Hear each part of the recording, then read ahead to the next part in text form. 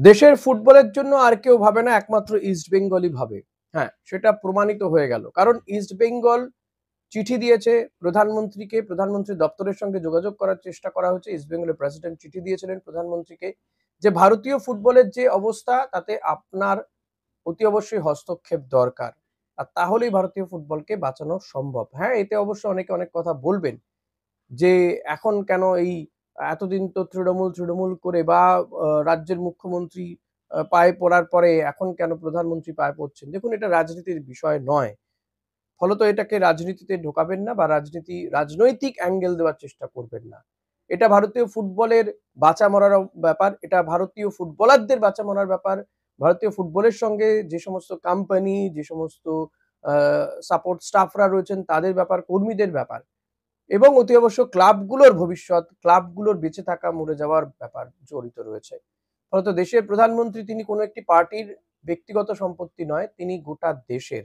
তাই যেকোনো ক্লাব, যেকোনো ব্যক্তি প্রধানমন্ত্রীকে চিঠি দিতে পারেন, তার হস্তক্ষেপ দাবি করতে পারেন। এটার মধ্যে কোথাও কোনো অন্যায় নেই। মিনার্ভার যিনি মালিক রঞ্জিত বাজাজ, আপনারা শুনেছেন নিশ্চয়ই অনেকে যে রঞ্জিত বাজাজও কিন্তু বলছেন যে ভারতীয় ফুটবলকে বাঁচিয়ে দিল ইস্ট বেঙ্গল। হ্যাঁ, ইস্ট বেঙ্গলেরই একটা পদক্ষেপে কিন্তু নড়ে চড়ে বসেছে কেন্দ্রীয় সরকার এবং তারা গতকাল তাদের হয়ে সলিসিটর জেনারেল তুষার মেহতা তিনি বলেছেন যে কেন্দ্রীয় সরকার গোটা বিষয়টির দিকে নজর রাখছে। আইএসএল হবেই, এতটা জোর দিয়ে বলেছেন যে আইএসএল হবেই, কিন্তু তার জন্য ২ সপ্তাহ সময় চাওয়া হয়েছে। গোটা বিষয়টি আরেকটু তারা বুঝে নিতে চান। কি ফরম্যাটে হবে সেটা বুঝে নিতে চান। আমি জানি না যে কিভাবে তারা করবেন, তার কোনো অ মানে রুট ম্যাপ আছে কিনা, দিক নির্দেশ আছে কিনা সেটা হয়তো এই ২ সপ্তাহের মধ্যে আলোচনা করে, আলাপ আলোচনা করে এআইএফএফ এর সঙ্গে কথা বলে আ ঠিক করবেন। যে সেক্ষেত্রে কোন কোম্পানি এটাকে পরিচালনা করবে, কারা দেখাবে, এই বিষয়গুলো ঠিক হবে। তবে একটা কোথাও গিয়ে তো আশ্বাস পাওয়া যাচ্ছে যে হ্যাঁ, আইএসএল হবে।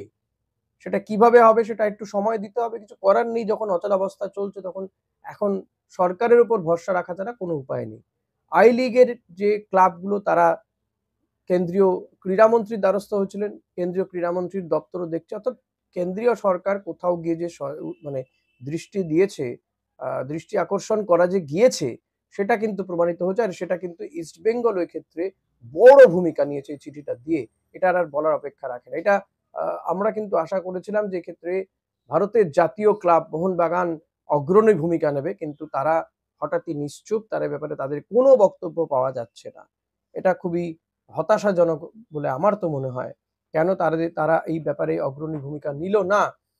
সেটা খুবই রহস্যজনক বিষয়। তো যাই হোক, ইস্ট বেঙ্গল এই পদক্ষেপ করেছে। আমি তো বলেইছি আমার আগের ভিডিওতে, আগের দিন লাইভে যে এটা ইস্ট বেঙ্গলই করতে পারে। ভারতীয় ফুটবলের ব্যাপারে যদি কেউ চিন্তা করে থাকে, উন্নতির কথা যদি কেউ ভেবে থাকে সেটা একমাত্র ইস্ট বেঙ্গলই ভাবে। আর সেটা করেওছে। অনেকে ইস্ট বেঙ্গলকে আ অনেক কথা বলে থাকেন। বাংলাদেশি ক্লাব, রোহিঙ্গাদের ক্লাব কেউ বলেন।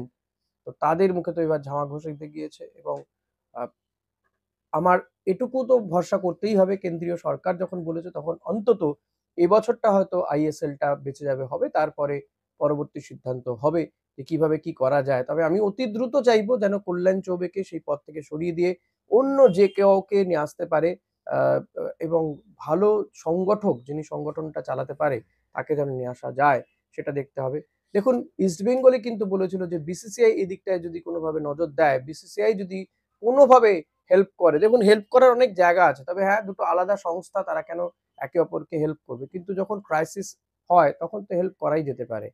তো বিসিসিআই থেকে যদি কিছু অন্তত কি করে এই বিষয়টাকে ম্যানেজ করা যেতে পারে, কি করে সুষ্ঠুভাবে এই খেলাটাকে পরিচালনা করা যেতে পারে বা কিছু যদি আ অর্থ দিয়ে হেল্প করা যায়, সেটা কিন্তু যথেষ্ট ভালো হবে এবং তাতে আইএসএল, ভারতীয় ফুটবল দুটোই বেঁচে যাবে বলে তো আমার মনে হয় এবং ফুটবলাররা এতগুলো ফুটবলার যুক্ত, এতগুলো ক্লাব যুক্ত রয়েছে, তাদের কর্মীরা যুক্ত রয়েছে।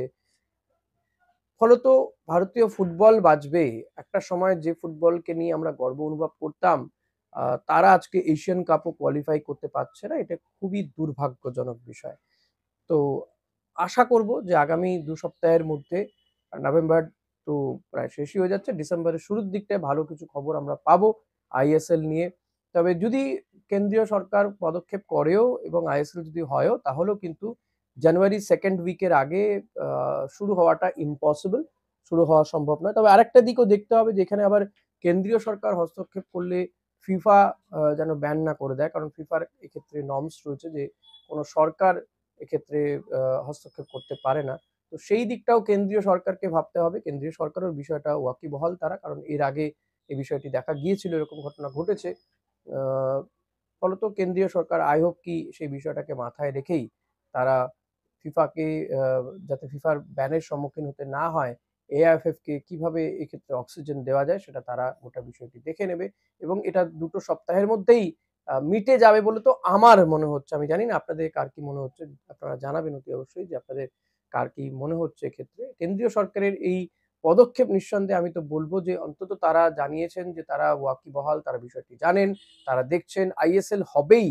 এই যে একটা নিশ্চয়তা দেওয়া সেটাতে কিছু সংখ্যক মানুষ নিঃসন্দেহে আশ্বস্ত হতে পেরেছেন বলে আমার মনে হয়। তবে আমি বলব যতক্ষণ না হচ্ছে ততক্ষণ তো বলা যায় না, ঘরপোড়া গরু আমরা। তো শেষমেষ কি হয় সেটার উপরে ডিপেন্ড করে আছে। এদিকে ইস্টবেঙ্গল ক্লাবের যদি কথা বলতে হয়, দেখুন ইস্টবেঙ্গল ক্লাব বেশ চনমনে রয়েছে। একজন প্লেয়ার ছাড়া বাকিরা মোটামুটি ফিট। ইস্টবেঙ্গল তারা তাদের নিজেদের মধ্যেই অর্থাৎ সিনিয়র টিম, জুনিয়র টিমের মধ্যে ম্যাচ হয়েছে। তাতে সিনিয়র টিম রিজার্ভ টিমকে ৫-২ গোলে হারিয়ে দিয়েছে। হামিদ আহাদাদ, আ ইবুসুকি তারা গোল পেয়েছে। নিঃসন্দেহে এটা ভালো দিক। ২ স্ট্রাইকারের গোল পাওয়াটা, মিগুয়েল গোল পেয়েছে, বিপিন সিং গোল পেয়েছে। অপরদিকে যে রিজার্ভ টিম তারা আবার সিকিম গোল্ড কাপ খেলতে উড়ে যাবে। এই টিমটার সাথে প্রভাত লাকরা যাচ্ছে, রামসাঙ্গাও যাচ্ছে। রোববার দিন সিকিম গোল্ড কাপ খেলতে যাবে। সরাসরি কোয়ার্টার ফাইনালে খেলবে সার্ভিসেসের বিরুদ্ধে ইস্ট বেঙ্গল ক্লাব। রিজার্ভ টিমের প্লেয়াররাও যাতে ম্যাচ প্র্যাকটিস পায় সেই কারণেই তাদের এই সিকিম গোল্ড কাপ খেলা। অনেকগুলো বছর পরে তারা এই সিকিম গোল্ড কাপ মানে খেলতে যাচ্ছে। তবে আমার মনে হয় যদি ম্যাচ প্র্যাকটিসই করাচ্ছিল ইস্টবেঙ্গলে তো সিকিম গোল্ড কাপের ১টা ২টো ম্যাচ ইস্টবেঙ্গলের সিনিয়র প্লেয়ারদেরকেও ব্যবহার করা যেতে পারত বলে এটা আমার ব্যক্তিগত মত। আমি জানি না আপনারা কে কি আ মত রাখবেন। তো অতি অবশ্যই এখানে আপনাদের মতামত চাইবো আমি। ইস্টবেঙ্গল সুপার কাপের সেমিফাইনালে খেলবে ৪ঠা ডিসেম্বর খেলা হবে। তার ১ সপ্তাহ আগে গোয়াতে চলে যাবে ইস্টবেঙ্গল এবং সেখানে গিয়েও একটা প্র্যাকটিস ম্যাচ খেলার চেষ্টা করবে ইস্টবেঙ্গল কোচ অস্কার বুজো। তবে ইস্টবেঙ্গলের টিমের প্লেয়ারদের পারফরম্যান্স, তাদের ফিটনেস দেখে কিছুটা আশ্বস্ত অস্কার এবং যখন স্ট্রাইকাররা গোল পায় তখন আশ্বস্ত হবেই। তবে হ্যাঁ, আরেকটা প্রস্তুতি ম্যাচের দরকার ইস্টবেঙ্গলের। সেক্ষেত্রে অন্য কোনো টিমের বিরুদ্ধে যদি খেলা যায় আ সেটা আরো ভালো হবে। যেটা অচেনা টিম সেটা ভালো হবে ইস্টবেঙ্গলের জন্য আমার মনে হয় সেমিফাইনালে প্র্যাকটিস হিসেবে। তবে সাউলকে নিয়ে একটা চিন্তা রয়েছে। সাউলের পরিবর্তে হয়তো সৌভিক চক্রবর্তী বা জিকসনকে খেলানো হতে পারে। প্র্যাকটিসে তো সৌভিককে খেলানো হয়েছে। আ এখন দেখা যাক যে আর যেটুকু সময় বাকি রয়েছে এই সময়ের মধ্যে সাউল ক্রেসপো ফিট হয় কিনা? না হলেও ইস্টবেঙ্গল কোচ এটা নিয়ে খুব বেশি চিন্তিত নন। তিনি এক্ষেত্রে আমার মনে হয় সাউলের বিকল্প হিসেবে সৌভিক বা জিকসনকে ভেবে রেখেছেন। আরেকটা বিষয় বলব যে রায়ান উইলিয়ামস কিন্তু পরবর্তী ভারতের যখন ম্যাচ থাকবে তখন কিন্তু তিনি ভারতীয় দলের জার্সি পরে নামতে পারবেন। তার আর কোথাও কোনো বাধা নেই। অস্ট্রেলিয়া থেকে তো চলেই এসেছিল এনওসি, ফিফাও কিন্তু এনওসি দিয়ে দিয়েছে। ফলত রায়ান উইলিয়ামসের আর ভারতীয় জার্সি গায়ে খেলতে নামতে কোথাও কোনো বাধা নেই। তবে ভারতীয় টিম নিয়ে অনেকে অনেক কথা বলছেন। আ আমিও এর মধ্যে অনেকগুলো কথা অলরেডি বলে ফেলেছি। টিমটা নিয়ে এখনই খুব বেশি কথা বলার আর কিছু নেই। দেখা যাক, যা হয়ে গেছে, হয়ে গেছে। নামতে, নামতে তো অনেক দূর নেমেছি আমরা। বাংলাদেশের বরং অনেকটা উন্নতি হচ্ছে। তারা আরো প্লেয়ারদেরকে সংযোজন করবে যারা বাংলাদেশ বংশোদ্ভূত এবং বাংলাদেশে এখন ফিল গুড ফ্যাক্টর চলছে বাংলাদেশ ফুটবলে। শোনা যাচ্ছে তাদের কোচ ক্যাবেরাকে চেঞ্জ করা হবে। এক্ষেত্রে আবার ইগো স্টিমাচের নাম ভেসে উঠছে। তবে আমি বলব ইগো স্টিমাচের ভারতীয় কোচ হিসেবে রেকর্ড খুব ভালো নয়। বাংলাদেশ এই ভুলটা না করলেই বোধহয় ভালো করবে। সেক্ষেত্রে তারা অন্য কোনো কোচকে নিয়ে আসতে পারে। স্টিফেন কনস্ট্যান্টাইনকে নিয়ে আসতে পারে। স্টিফেনের সময় ভারতীয় রেকর্ড ভালো ছিল। স্টিফেন কিছুদিন অবশ্য পাকিস্তানেরও কোচ ছিল কিন্তু পাকিস্তানে খুব বেশি উন্নতি হয়নি। এখন অন্য কোনো কোচকে দেখতেই পারে বাংলাদেশ। তবে আমি বলব কখনো ইগো স্টিমাচকে নয়। ইগো স্টিমাচের আ আ অনেক কিছু আ ট্যানট্রামস রয়েছে। তো সেইগুলো পূরণ করে তাকে সাপোর্ট করা। যদিও সেও বিশ্বমানের কোচ, ভালো টিমের কোচ।